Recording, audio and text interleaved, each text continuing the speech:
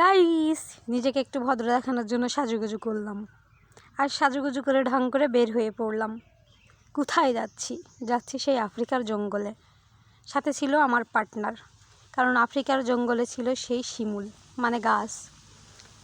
আসা মাত্রই আমার পার্টনার আর ধৈর্য রাখতে পারল না, সে তাড়াহুড়ো করে আবেগ নিয়ে গাছে উঠে পড়ল। এখানে গাছ ভর্তি শিমুল তুলা, আর নিচে আমি দাঁড়িয়ে আছি, অপেক্ষা করছি।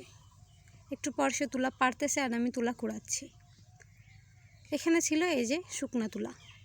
আমি দেখছিলাম ওর স্বাস্থ্যবিধি ঠিক আছে কিনা, আর একটু ভালোভাবে দেখার জন্য বাতাসে উড়িয়ে দিচ্ছিলাম, কারণ এই কাজটা আমি ভালোই পারি। হা হা।